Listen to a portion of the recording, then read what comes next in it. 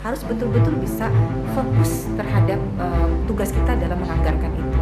Mana yang menjadi prioritas pembangunan daerah, mana yang menjadi kebutuhan masyarakat, mana yang kemudian dengan belanja modal itu bisa memberikan solusi bagi masyarakat Kota Cilegon dalam hal penyediaan sarana prasarana, infrastruktur, maupun menyelesaikan pengangguran di Kota Cilegon, itu harus kita dorong.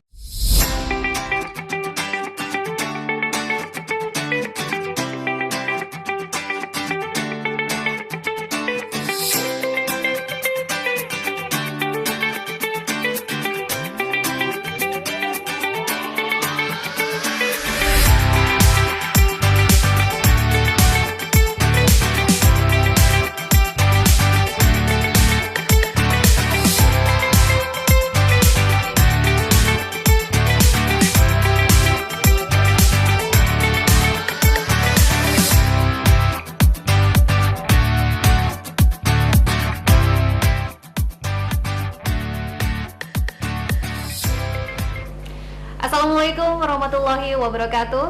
Kembali lagi dalam podcast Soan DPRD Kota Cilegon. Alhamdulillah saya Fitriato kembali menjumpai sobat podcast Soan DPRD Kota Cilegon di channel Info Banten dan juga Instagram dan YouTube ya. Dan tentu saja selalu ada yang hadir dan kita akan lebih mengenal sosok dari Wakil Ketua 2 DPRD Kota Cilegon dari fraksi PKS. Nah, ini kita akan lebih mengenal sosok beliau, kemudian juga apa kegiatan yang saat ini sedang dilakukan dan program ke depan. Dan seperti apa sih menyoroti pemerintahan Kota Cilegon, dalam hal ini juga untuk kesejahteraan masyarakat Kota Cilegon. Sudah hadir bersama kami, yaitu Wakil Ketua 2 dari DPRD Kota Cilegon, fraksi PKS, Ibu Hajah Nuratul Uyun, SEMAK. Assalamualaikum, selamat pagi. Waalaikumsalam warahmatullahi wabarakatuh. Pagi Mbak. Apa kabar nih Ibu? Alhamdulillah sehat. Alhamdulillah. Wah, ini luar biasa. Perempuan itu jangan mau kalah ya Bu ya.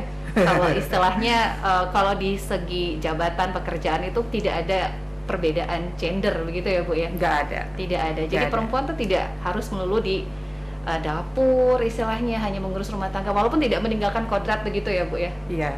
Tetap kita harus punya keunggulan komparatif ya. Betul. Kalaupun kita punya kompetensi, diasah kompetensinya. Kalau sekiranya bisa masuk ke ranah publik, maksimalkan itu untuk masyarakat. Maksimalkan, itu potensi nggak main-main loh. Ini ada amanah dari masyarakat ya Bu Wakil ya. Baik, kita akan ngobrol santai-santai dulu nih Bu, dengan biar senang tidak hati. lebih tegang. Dengan senang hati. Dengan senang hati.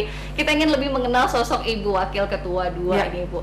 Ini tadi disebut di awal, perempuan itu bisa berkiprah di dunia politik loh. Jadi jangan terfokus, nggak usah deh kayaknya nggak. Takutnya yang cowok-cowok lebih dominan misalnya. Ini gimana sih Bu untuk menumbuhkan kepercayaan diri terutama untuk perempuan bahwa hal itu bisa sama kok, tidak ada perbedaan gender begitu. Apa sih Bu? Kadangkala para perempuan itu ngerasa bahwa kayaknya itu bukan bidangnya deh. Kita tahu ya, politik itu kan terlihat sangat keras. Betul. Gitu kan ya. Kemudian juga orangnya kalau misalkan bicara juga luar biasa gitu ya. Nah sebenarnya nggak ada perbedaan antara laki-laki dan perempuan. Yang penting kita mau nggak sih kita masuk di bidang itu, di bidang politik. Kalau kita memang mau masuk di bidang politik, kita harus cari tahu dulu apa sebenarnya yang harus kita siapin kalau kita mau masuk ke dunia politik. Karena memang dunia yang sedikit mungkin belum terbiasa untuk para ibu-ibu ataupun perempuan. Tapi sebenarnya sehari-hari ibu-ibu itu, perempuan itu juga dalam proses politik di rumah gitu kan, ngambil keputusan, bikin strategi, mengatur keuangan keluarga, itu juga bagian dari politik. Betul. Gimana caranya bisa sampai akhir bulan lagi gitu ya Bu? Itu cerdas ibu-ibu juga sebenarnya. Tapi kadang-kala nggak sadar perempuan itu. Oh ternyata sudah masuk ke dalam dunia politik ya. Politik di rumah tangga dulu dong. Betul. Baru kita bicara politik negara dan pemerintahan. Betul. Di ruang lingkup terkecil dulu ya, keluarga. Ini yang perlu cermati juga untuk kita semua, bahwa perempuan itu memiliki hak yang sama, memiliki kesempatan yang sama. Begitu ya Bu Wakil ya? Setuju. Nah ini juga kalau kita berbicara seputar perempuan, kalau di DPRD kan juga ada keterwakilan perempuan ya Bu.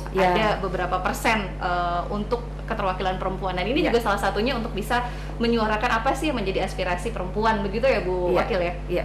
Kalau secara aturan undang-undang kan memang kita diwajibkan ya buat semua parpol itu calegnya adalah 30% perempuan. Kepengurusan partai juga, partai politik itu 30% harus perempuan gitu kan.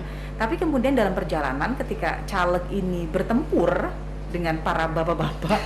Nah biasanya di sini nih, mental kita tuh harus sekuat baja dong, gitu kan. Memang pasti akan berat gitu, tapi kalau kita fokus, kita perencanakan dengan baik, kita punya strategi, dikomunikasikan, kita bisa berhitung dan berkalkulasi berapa suara minimal yang harus kita dapetin supaya kita masuk ke dalam parlemen yang ada di Kota Cilegon. Nah, gitu. Apalagi dukungan dari emak-emak istilahnya juga luar biasa. Itu ya, pemilih paling setia. Pemilih paling setia. Ibu-ibu, kaum perempuan, itu adalah pemilih yang paling setia, paling loyal. Maka jangan pindah gitu istilahnya ya, Bu, ya, setia. Jangan tinggalkan mereka. Baik, Ibu Wakil ini masuk di Dapil Citake Dapil 2, Citake dan Ciwandan ya, Bu. Citake ya? Ciwandan. Wah, ini keterwakilan perempuan yang pastinya di Citake Ciwandan juga cukup banyak ya, Bu. Kalau yang di DPRD-nya sih kita 1 orang ya, dari Dapil 2 1 orang. Hampir semua dapil terwakili masing-masing 1 di sini. 1 orang perempuan. Dapil ya? 1 1 orang, Dapil 2 1 orang, Dapil 3 juga 1 orang, dan saya Dapil 4 itu 1 orang juga. Alhamdulillah ini sudah mencukupi kuota tadi ya, Bu, ya 30%. Belum ya? Berarti harus masih banyak nih yang puasa. 4 orang dari 40 baru 10%, kurang 20% lagi. Wah, ini kayaknya harus ada pemicu ya, Bu, ya, untuk kaderisasi, regenerasi juga agar perempuan juga bisa terjun ke dunia politik gitu ya, Bu. Betul. Sebelum saya ngobrol lebih jauh, saya ingin tahu nih, Bu Wakil nih awal mula tertarik ke dunia politik apakah mulai dari biasanya kan ada kegiatan di mahasiswa biasanya ya, ada organisasi-organisasi. Awal mulanya seperti apa sih, Bu? Sebenarnya sih waktu zaman mahasiswa senengnya sama kegiatan-kegiatan kemasyarakatan memang, kayak ngajarin anak-anak belajar gitu kan, ngasih bimbel gratis gitu, terus kegiatan-kegiatan charity, kegiatan bakti sosial itu memang udah sering diadain sering ikut zaman mahasiswa. Pulang ke Cilegon ketemu sama teman-teman yang ternyata aktif waktu itu di Partai Keadilan Sejahtera. Nah di situ saya coba berinteraksi dan ternyata jadi punya kesamaan visi. Nah ini sepertinya ruangnya sama deh gitu kan. Nah, situ saya mulai aktif di Cilegon dan gabung dengan teman-teman yang memang ada di waktu itu DPC ya, Dewan Pimpinan Cabang. Nah, saya ikutan di situ. Kegiatan-kegiatannya hampir memang kegiatan di charity, kegiatan bakti sosial bersama masyarakat gitu. Jadi memang awal mula ini aktif di kegiatan organisasi kemahasiswaan, kemudian sudah mulai naik lagi, masuk ke partai politik, kemudian serius dan concern di situ ya, Bu ya. Akhirnya menjadi yang harus diseriusin dan konsisten. Harus diseriusin dan konsisten. Apalagi tadi mungkin yang seperti yang Ibu Wakil sebutkan ya, bukan cuma perempuan tapi dominasi laki-laki paling tinggi begitu ya. 90%. 90%. Anggota DPRD di Cilegon itu adalah para kaum bapak. 10%-nya perempuan. Wah, ini 10%-nya. Mudah-mudahan nih nanti yang menjadi 30 patokan tadi bisa terpenuhi ya, Bu ya. Amin. Mudah-mudahan ke depan perlahan-perlahan lah. Nah, Bu, ini berbicara seputar kodrat ya sebagai perempuan. Kita juga tidak boleh meninggalkan kodrat sebagai istri, sebagai ibu, tetap harus balance antara kegiatan DPRD kemudian keluarga. Membagi waktunya gimana sih, Bu? Ya memang harus ada yang dikorbankan ya. Artinya kalau misalkan dulu kita misalkan pengen buat kita sendiri waktunya, sekarang harus dikurangin dong porsinya. Jadi sekarang porsinya harus yang pertama keluarga tetap dibuat supaya gimana caranya waktu kita sama keluarga itu bisa kita tunaikan. Waktu sama masyarakat juga tidak boleh dilupakan karena itu menjadi bagian yang memang melekat dalam diri kita sebagai DPRD. Betul. Karena representasi masyarakat itu pasti nggak jauh-jauh dari masyarakat. Masyarakat nyari kita, masyarakat menghubungi kita, masyarakat butuh bantuan kita, advokasi kita. Maka itu sudah menjadi kewajiban kita untuk turun bersama masyarakat. Waktu-waktu yang ada itu harus kita maksimalkan supaya bisa terbagi antara waktu untuk keluarga kita dan waktu untuk masyarakat. Belum lagi kegiatan kantor yang nggak bisa kita tinggalkan. Rapat-rapat yang hadir terus-menerus gitu kan, berkoordinasi dengan OPD, dengan dinas-dinas terkait, agar apa yang menjadi usulan dari masyarakat bisa kita fasilitasi semaksimal mungkin dan menjadi bagian dari program kegiatan yang bisa diterima oleh masyarakat, dan itu memang hak masyarakat Kota Cilegon dari pemerintah yang ada. Betul, karena memang menjaga amanah itu tentunya harus perpanjangan tangan dari masyarakat, begitu, menyalurkan aspirasi dari masyarakat ke badan eksekutif terutama di Pemkot Cilegon. Nah, untuk me time-nya sendiri seperti apa sih, Bu, biasanya? Saya paling masak. Hobi masak apa sih, Bu? Apa aja lah yang anak-anak suka. Indonesia atau kadang-kadang anak-anak juga suka request gitu. Ntar ya Bunda browsing dulu. Belajar dulu di YouTube. Cari dulu. Gitu ya. Bunda masakin ini dong. Apaan? Ini, wah, menu kekinian. cari dulu nih sekarang gampang ya Bu, tinggal searching aja di Iya. Google keluar ya. Iya. Wah, ini biasanya waktu luangnya tuh weekend ya Bu? Semua waktu bisa kita optimalkan. Kapanpun misalkan saya ada waktu, saya maksimalkan untuk keluarga. Misalkan hari kerja, misalkan pagi, rapat dimulai jam 10, maka seoptimal mungkin sebelum anak-anak sekolah saya upayakan bisa melayani anak-anak, Betul. bisa membersamai anak-anak, menyapa mereka, nanyain kabar, dan yang tidak kalah penting buat seorang anak adalah dipeluk sama ibu. Nah, betul. Bonding ya Bu ya istilahnya ya. Itu yang membuat dibutuhkan. kenyamanan buat anak-anak kita. Kita peluk gitu kan. Sambil kita ngomong, kita sayang sama mereka. Sekalipun dengan keterbatasan waktu yang ada, tapi kita memberikan sebuah ekspresi bahwa kita hadir untuk mereka kapanpun mereka butuh. Gitu Betul, setuju banget tuh Bu Wakil. Ini terutama tidak boleh meninggalkan keluarga. Ya. Waktu yang berkualitas walaupun Ya. memang singkat, namun kalau misalkan sudah tercipta Ya. komunikasi yang baik, mudah-mudahan insya Allah bisa menjadi waktu yang berkualitas ya Amin, Bu. amin. Nah ini kalau istilahnya perempuan tuh multitasking ya, nggak banyak bisa dilakukan oleh kaum laki-laki. Ya. Pekerjaan rumah beres, pekerjaan di kantor beres. Ya. Nah ini istilahnya ini kalau perempuan tuh itu tadi multitasking. Ya. Pembagian waktunya dalam waktu samaan pun bisa begitu ya Bu? Iya. Yang penting kita tuh fokus dari satu waktu ke waktu berikutnya. Kita kan bisa memainkan semua tanggung jawab itu secara proporsional. Betul. Kapan waktunya rapat, kita harus bicarain tentang materi rapat. Kapan waktunya advokasi masyarakat, kita bicaranya terdekat dengan masyarakat. Betul. Kapan kita bicara dengan keluarga, ya sudah, tanggalkan dulu. Nah, Segala jabatan yang ada, pokoknya tugas kita tanggalkan dulu. Fokus Betul. kepada keluarga. betul. Dan di rumah pakai daster juga nggak sih Bu? Kalau Oh iya sama- dong. Itu mah baju Itu dinas di rumah ya Bu? baju kebesaran. Kebesaran. Nggak ketinggalan. Kirain saya nggak punya daster juga. Punya dong. Punya ya, Bu?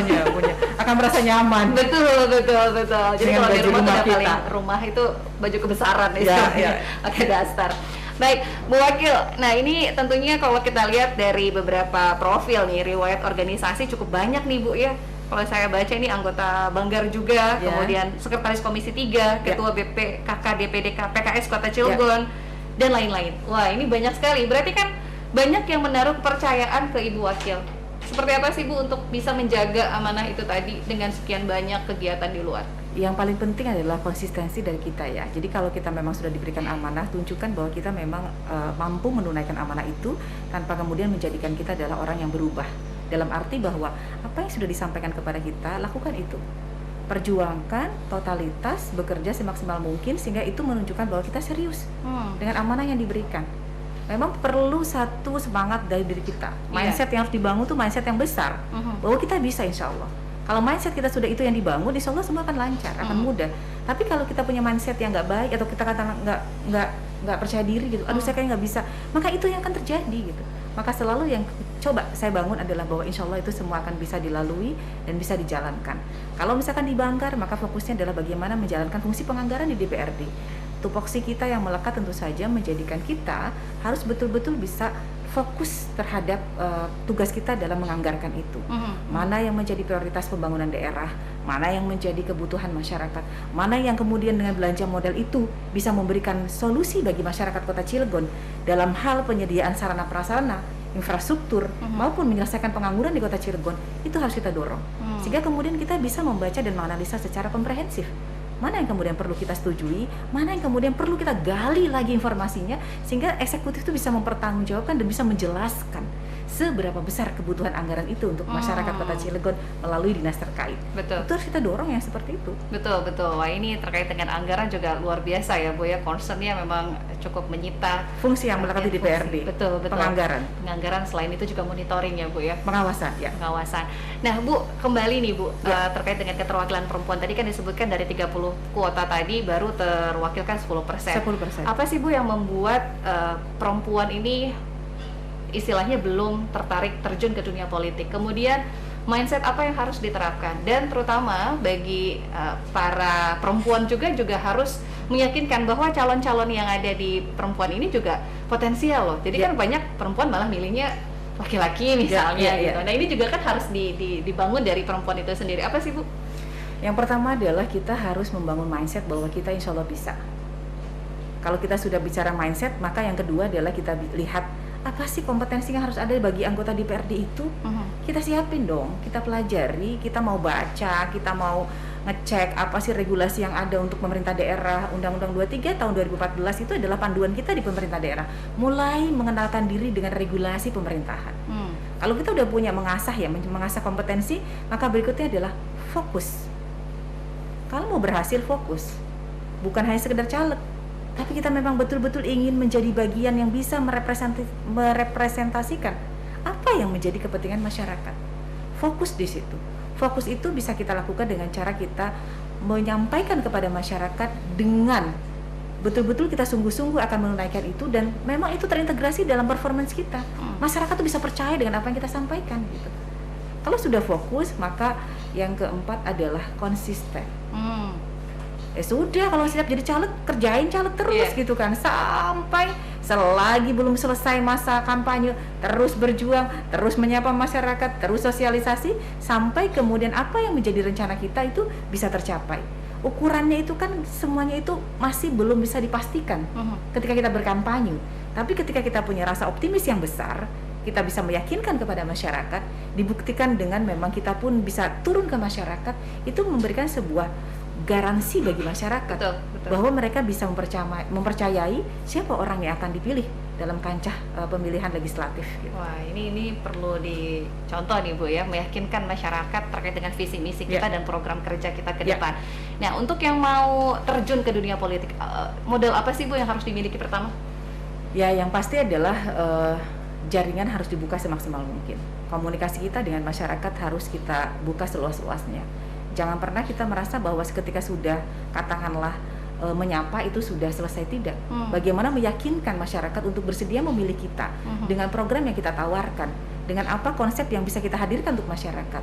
Dan masyarakat akan melihat sejauh mana keseriusan kita dalam menyampaikan itu kepada mereka, dan mereka bisa menilai gitu. Apakah memang kemudian bisa diimplementasikan rencana-rencana tersebut, bahkan apakah bisa konsisten terus berjuang sampai kemudian pada tahap pengumuman berhasil sebagai calon legislatif. Wah, terbukti ya Ibu sudah masuk di 2 periode berarti ya Bu ya? Alhamdulillah, berarti kepercayaan masyarakat itu terus ada untuk Ibu wakil begitu ya? Ya, karena kan DPRD itu sebagai anggota kita cuma dikasih amanah ya, 5 tahun sekali.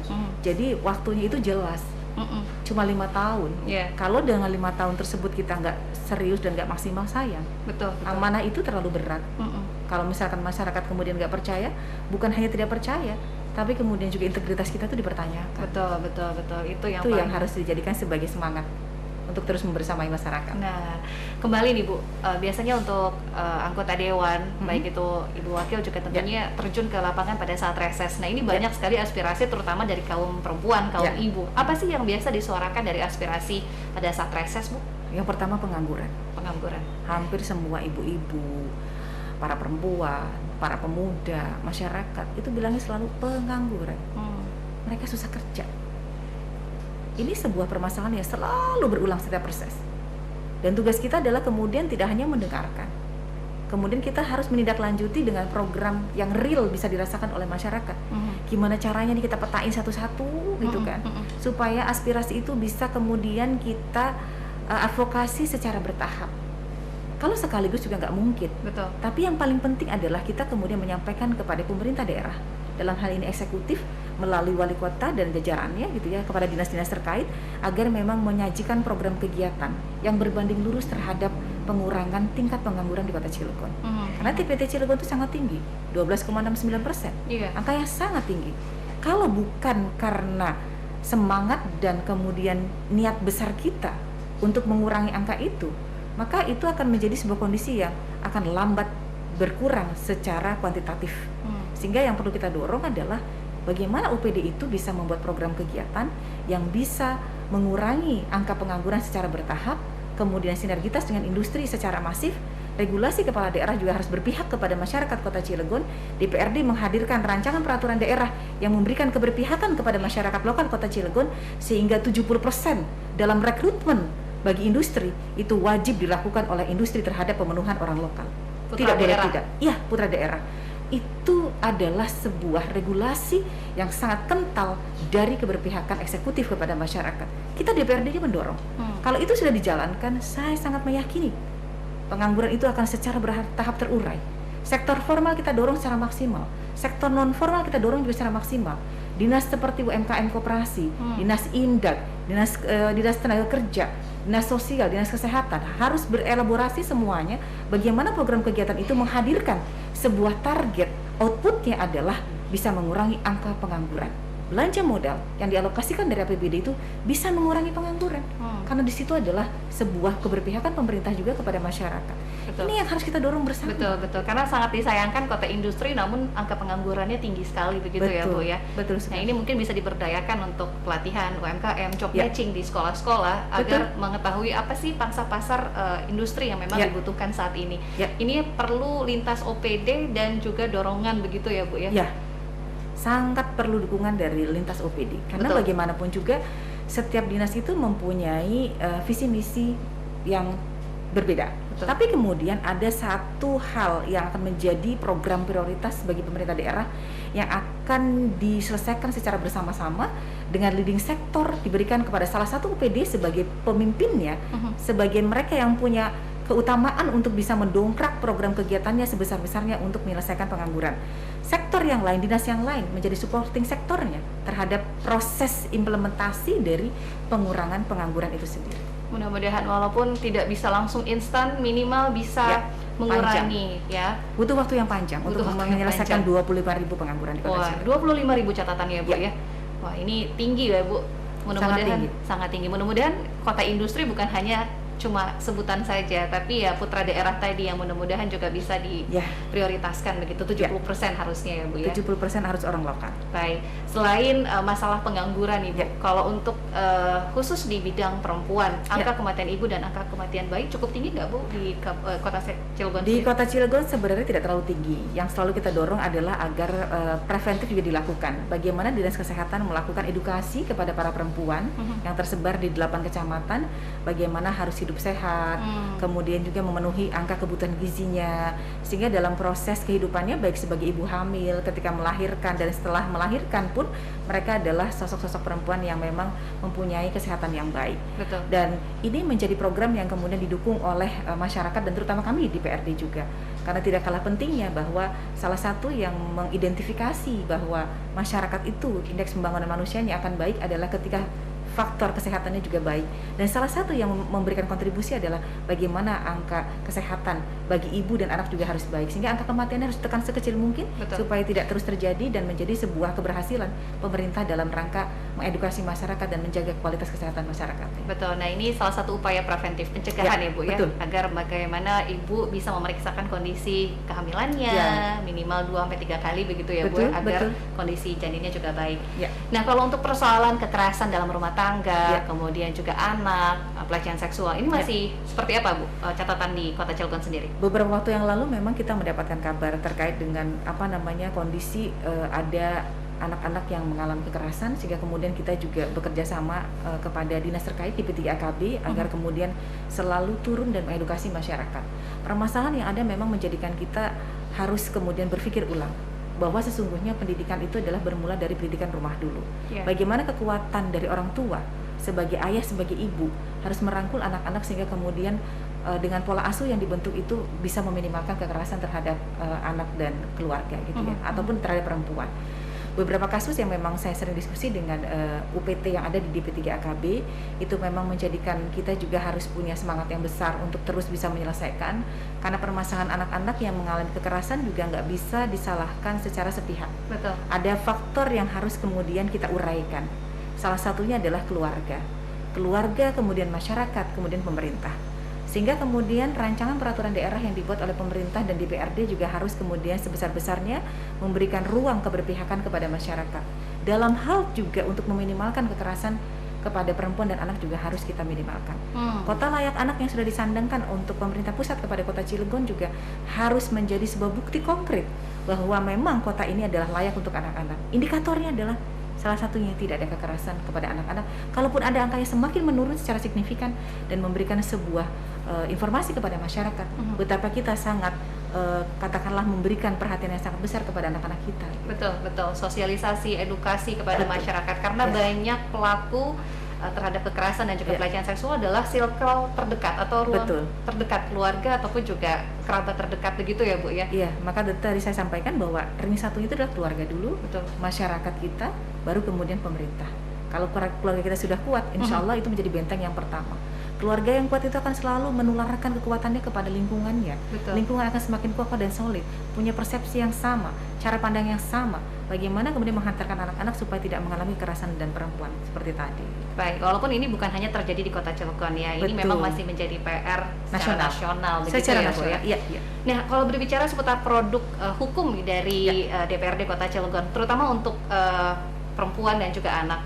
Ada perda atau raperda yang memang saat ini sedang digodok begitu Ibu atau sudah? Kalau yang di 2021 ini kami belum ada yang khusus membahas perempuan. Sebelumnya perda sebelumnya di tahun 2014-2019 sudah kita hadirkan perda tentang pengaruh utama gender dengan ketahanan keluarga. Itu sebenarnya adalah perda-perda yang kita hadirkan untuk memberikan ruang kepada perempuan untuk beraktualisasi tanpa harus melupakan fitrah kodratinya dan menjadikan keluarga sebagai basis utama dalam pendidikan, dalam sosialisasi, aktualisasi, dan kemudian menjadikan keluarga sebagai basis yang bisa menguatkan kondisi masyarakat secara umum. Dan pemerintah daerah juga harus hadir dalam rangka memberikan perhatian bagaimana keluarga-keluarga agar bisa berjalan seperti halnya dalam konteks bahwa dukungan pemerintah itu memberikan himbauan, memberikan ajakan, kemudian melibatkan OPD juga dinas, bagaimana kemudian masing-masing orang yang ada di dalam dinas juga mempunyai sebuah keberpihakan juga atau perjuangan untuk bisa menghadirkan keluarga-keluarga yang kokoh dan bisa menjadi sebuah model bagi keluarga yang lain. Betul. Karena terkait dengan perempuan dan juga anak ini memang menjadi PR dan memang harus lebih concern di dalam situ ya Bu ya. Betul. Baik, saya sekarang beralih nih Bu Wakil, kita ngobrol terkait dengan APBD Kota Cilegon nih Bu. Boleh. Ini sudah diketuk ya Bu ya untuk APBD tahun 2020? Kemarin tanggal 29 November. Waduh, kita masih anget-angetnya berarti ya Bu? Masih hangat. Masih hangat-hangatnya. Bagaimana Bu untuk APBD 2022 Kota Cilegon, seperti apa menyorotinya Bu? Ya, kita masih di angka 2 triliun ya untuk APBD, angka yang sebenarnya memang merupakan sebuah upaya kita ya bersama untuk bisa menghadirkan sebuah pembelaan kepada masyarakat. Memang yang paling penting adalah buat kita di APBD itu bicaranya gimana caranya kita meningkatkan PAD secara maksimal gitu kan. Pendapatan asli daerah yang ada di Kota Cilegon itu sebesar-besarnya pasti digunakan oleh pemerintah untuk melakukan pelayanan dan pembangunan di masyarakat sekota Cilegon. PAD itu harus kita dorong semaksimal mungkin naik terus gitu kan. Apalagi dengan Cilegon Kota Industri Perdagangan dan Jasa, kita itu terbesar sumbangsinya dari penerangan jalan umum, pajak penerangan jalan umum yang lebih dari 200 miliar. Nah, kita berharap kewenangan pusat tidak mengambil alih dari potensi pajak ini, karena kalau itu diambil alih maka menjadikan potensi pendapatan asli daerah juga setiap daerah termasuk Cilegon salah satunya adalah akan terdampak dan menjadi sebuah pengurang angka pendapatan asli daerah yang sangat tinggi gitu ya. Itu yang pertama. Yang kedua adalah tentu saja dorongan dari semua pihak yang stakeholder yang ada di Kota Cilegon bisa bersinergi semaksimal mungkin. Kita juga perlu melakukan kajian secara masif ya tentang potensi pendapatan asli daerah, karena yang perlu didorong secara maksimal adalah pendapatan asli daerah. Ini yang terus kita dorong supaya bisa terus naik angkanya setiap tahun dan memberikan sumbangsi bagi kontribusi APBD untuk Kota Cilegon. Baik, kalau dari tahun lalu hingga tahun 2020 apakah juga ada target peningkatan untuk PAD? Ada kenaikan tapi memang belum terlalu signifikan. Angkanya baru di angka masih di angka 5% sampai 10%. Kenaikannya ya, kenaikannya masih kecil ya. Betul. Kita berharap memang kenaikannya itu sangat signifikan di atas 10%. Idealnya kan begitu. Supaya semua itu bisa memberikan sebuah pemaksimalan dalam menganggarkan dan kebutuhan masyarakat juga bisa semakin banyak yang diadvokasi gitu. Nah, ini kalau berbicara terkait dengan belanja ya, belanja daerah begitu. Apa sih yang paling disoroti untuk tahun depan? Kalau tahun ini dan tahun yang lalu kan mungkin karena memang refocusing anggaran memang masih pandemi di awal-awal. Kalau tahun depan apa sih Bu?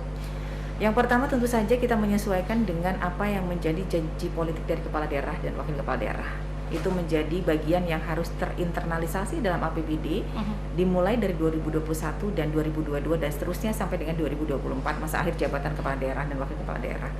Ini tentu saja memberikan sebuah kerjasama dari kita DPRD juga sebesar-besarnya. Memang kita juga memberikan dukungan agar program itu bisa berjalan dan direalisasikan oleh pemerintahan, oleh eksekutif dalam rangka untuk memberikan sebuah bukti kepada masyarakat dan merealisasikan dalam bentuk program kegiatan di OPD masing-masing. Itu yang pertama. Yang kedua adalah tentu sebagai DPRD kita juga mendorong kepada pemerintah untuk melakukan inovasi dan kreativitas yang tinggi agar ada pengembangan yang bisa dilakukan oleh pemerintah daerah yang bisa berdampak terhadap peningkatan asli daerah. Pendapatan asli daerah Kota Cilegon itu harus juga naik dengan adanya investasi ataupun katakanlah badan usaha milik daerah yang dipunyai oleh pemerintah Kota Cilegon bisa memberikan kontribusi yang nyata dalam meningkatkan PAD Kota Cilegon. 3 BUMD yang hadir di Kota Cilegon, BPRS Cilegon Mandiri, PT PCN dan PDAM Cilegon Mandiri juga harus terus kita dorong agar pendapatannya bisa maksimal secara melalui pembiayaan dari pemerintah daerah. Wah, ini banyak sekali yang memang harus dikejar targetnya ya Bu ya. Walaupun di tahun lalu masyarakat terdampak pandemi, otomatis pendapatan juga turun drastis ya Bu ya. Bukan cuma Kota Cilegon, namun juga ini hampir merata di 8 kabupaten kota lainnya ya Bu. Nasional bahkan. Semuanya dampaknya bukan hanya di kesehatan tapi di sektor ekonomi juga. Nah, untuk belanja negara, untuk belanja di Pemkot Cilegon sendiri, lain-lain dan juga pengerjaan dan lain sebagainya, apakah ada catatan tersendiri Bu?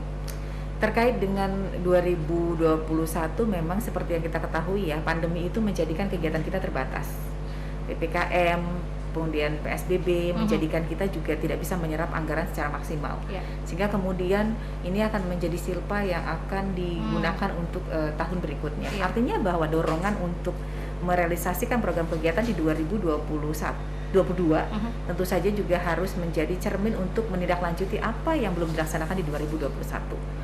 Dan 2022 program kegiatan yang menjadi prioritas pembangunan daerah kita dorong untuk segera direalisasi di 2022 ini. Karena bagaimanapun juga rencana pembangunan jangka menengah daerah juga harus direalisasikan, yang sudah disusun kemudian diimplementasikan dalam proses pelaksanaannya adalah melalui APBD yang dibuat setiap tahun sampai dengan akhir masa jabatan. Gitu. Kita dorong semua infrastruktur juga harus dimasifkan. Betul. Karena bagaimanapun juga itu menjadi sebuah wilayah yang memberikan pelayanan dan penyediaan sarana prasarana bagi masyarakat yang ada di Kota Cilegon. Betul. Kalau untuk bentuk monitoring dan tadi kan fungsi dari DPRD selain dari penyusunan anggaran dan juga ada evaluasi atau juga monitoring. Seperti apa sih Bu untuk menjadi mitra dari eksekutif dalam hal ini bentuk evaluasi dan juga monitoring yang dilakukan dari DPRD Kota Cilegon? Kalau secara kelembagaan kami di Badan Anggaran itu akan melakukan evaluasi secara berkala per 6 bulan. Jadi kalau misalkan realisasi di 2021 misalkan pertengahan semester itu kita undang TAPD, Tim Anggaran Pemerintah Daerah, untuk menyampaikan bagaimana progres dari realisasi anggaran yang sudah dilakukan oleh masing-masing OPD sampai dengan semester pertama. Sehingga kemudian kita bisa melihat sejauh mana serapannya dan potensi untuk estimasi untuk merealisasikan di semester kedua juga berapa, dan kita bisa melihat apakah dengan capaian yang sudah ada dengan waktu yang tersedia kemudian bisa terserap secara maksimal atau tidak. Itu yang terus kita dorong. Itu yang terkait dengan Badan Anggaran. Di akhir tahun juga kita juga membuat evaluasi seperti itu. Bersama mitra kerja OPD yang lain yaitu Komisi 1, 2, 3, 4 melakukan evaluasi secara berkala. Rapat hearing dengar pendapat, rapat kemudian evaluasi bersama dengan mitra kerja menjadi sebuah sarana untuk bisa melakukan pengawasan bagaimana realisasi atau implementasi dari rencana kerja yang sudah disusun oleh masing-masing dinas terhadap pencapaian dengan waktu yang sudah ditentukan. Nah, itu yang secara ini bisa juga teman-teman dari DPRD melakukan sidak kunjungan kepada OPD terkait bagaimana sesungguhnya proses pelayanan dan pelaksanaan rencana itu dilakukan oleh masing-masing dinas. Seperti RSUD, teman-teman Komisi 2 sering melakukan sidak bagaimana sesungguhnya pelayanan yang ada di masyarakat kepada masyarakat yang diberikan oleh RSUD gitu kan. Itu juga menjadi bagian dari kita untuk melakukan fungsi pengawasan. Dan banyak lagi hal yang kemudian bisa kita laksanakan secara masif masing-masing di mitra kerjanya melalui Komisi 1, 2, 3, dan 4. Dan kami pun pimpinan juga melakukan pengawasan gitu ya, pemantauan secara bertahap sehingga kemudian apa yang menjadi target-target dari dinas itu bisa kemudian kita cek, kita review setiap waktu, baik 3 bulan, 6 bulan ataupun per tahun. Wah, ini istilahnya standby selalu ya Bu ya. Kalau istilah kalender tuh nggak ada warna merah ya Bu, hitam semua. Standby 7 hari 24 jam begitu ya, menjadi wakil rakyat. Luar biasa ini di tengah-tengah kesibukan. Untuk target atau program kerja di tahun 2022 pastinya sudah disusun begitu. Apa sih Bu yang paling terdekat di awal tahun yang akan dilakukan begitu? Yang pasti adalah pemerataan pembangunan di masyarakat Kota Cilegon harus terrealisasi. Seperti halnya fasilitas masyarakat terkait dengan jalan, akses jalan, penanganan banjir, itu harus segera betul-betul terselesaikan dan terakomodir, dan itu harus dibuat di awal-awal tahun sudah bisa menjadi sebuah kegiatan yang berjalan. Karena bagaimanapun juga ukuran dari masyarakat itu bisa terlayani adalah dengan seberapa besar, seberapa banyak fasilitas sarana prasarana jalan, jembatan, ataupun katakanlah drainase yang bisa diterima oleh masyarakat dalam waktu yang mereka bisa mengukur ketersediaannya gitu ya. Kemudian yang kedua, pendidikan. Seberapa besar sarana prasarana juga bisa dihadirkan untuk masyarakat gitu ya, sehingga kemudian dinas pendidikan ini bisa mengevaluasi secara berkala berapa banyak gitu kan ya yang sudah bisa disediakan fasilitas untuk sekolah anak-anak ini yang kemudian bisa dibantu dan mana yang belum terselesaikan, sehingga itu bisa menjadi kegiatan yang kemudian bisa terpola dan bisa kita pantau. Betul, kalau diberikan skala nih Bu, skala prioritas mana dulu Bu? Infrastruktur dulu kah, pendidikan dulu kah, atau kesehatan nih Bu? Jadi berbicaranya dari pendidikan, kesehatan, baru daya beli masyarakat. Daya beli masyarakat itu mencakup semua hal. Betul. Semua OPD mencakup kembalinya kepada muara daya beli masyarakat.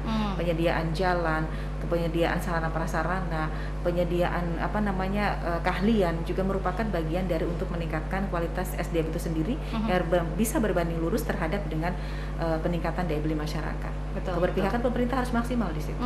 Terutama juga itu tadi ya, penyerapan tenaga kerja, dan satu lagi nih masalah banjir atau genangan yang jika terjadi ini kan akan masuk di musim puncak puncaknya hujan. Nah, ini yang perlu diantisipasi di awal tahun begitu ya Bu ya, agar bisa meminimalisir kerugian yang dirasakan oleh masyarakat begitu.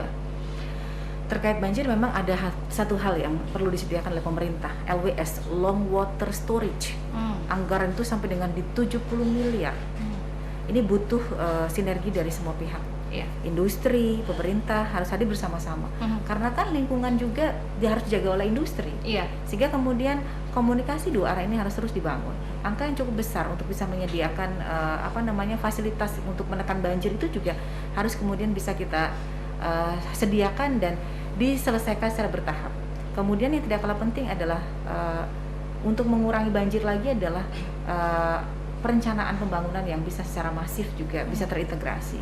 Karena bagaimanapun juga dengan pembangunan yang dilaksanakan, pengembangan industri ataupun ekspansi dari industri yang ada, seharusnya itu tidak boleh kemudian menjadikan kawasan itu semakin tidak seimbang.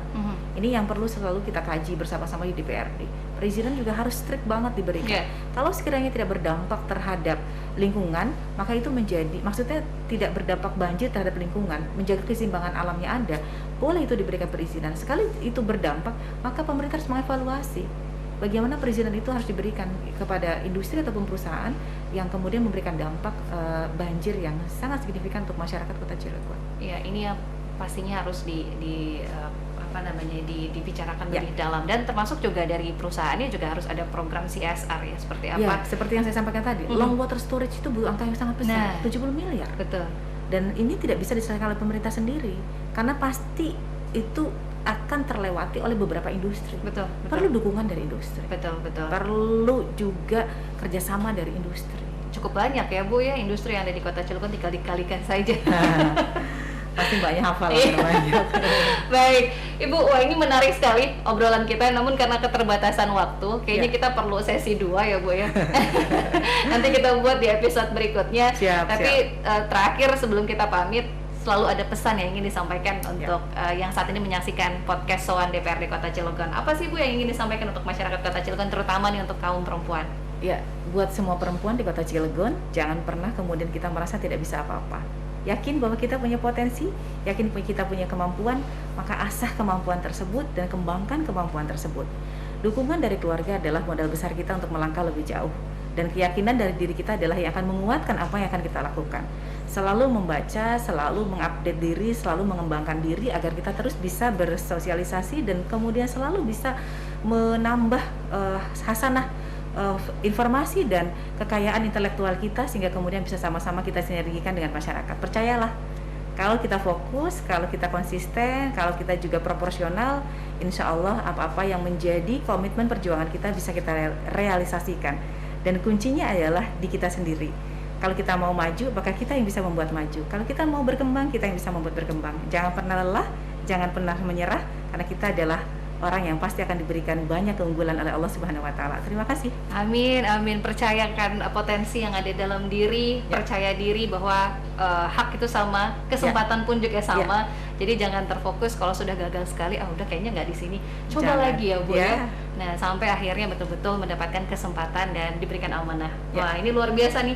Banyak sekali motivasi yang sudah kita ambil dari Bu Wakil Ketua 2 DPRD Kota Cilegon. Sehat selalu, Bu, di tengah banyak sekali kesibukan. Terima kasih. Selalu diberikan kesehatan, kelancaran dalam setiap kegiatan. Salam untuk keluarga, Bu. Insya Allah disampaikan. Insya Allah juga. Ya. Sampai Terima ketemu kasih di banyak. lain kesempatan, Ibu. Ya, terima kasih. Baik, Sobat Podcast Soan DPRD Kota Cilegon, tadi sudah berbincang tentunya dengan Ibu Hajah Nuratul Uyun, SEMAK, Wakil Ketua DPRD Kota Cilegon dari fraksi PKS. Wah, ini untuk yang banyak sekali termotivasi, mudah-mudahan bisa bangkit, bisa termotivasi, dan bisa juga ikut terjun ke dunia politik. Tidak ada salahnya ya. Terima kasih yang sudah menyaksikan Podcast Soan DPRD Kota Cilegon. Kita bertemu di lain kesempatan. Terakhir, jangan lupa untuk follow dan subscribe Info Banten untuk informasi dan tayangan-tayangan berikutnya. Saya Fitriatu pamit. Wassalamualaikum warahmatullahi wabarakatuh. Waalaikumsalam warahmatullahi wabarakatuh.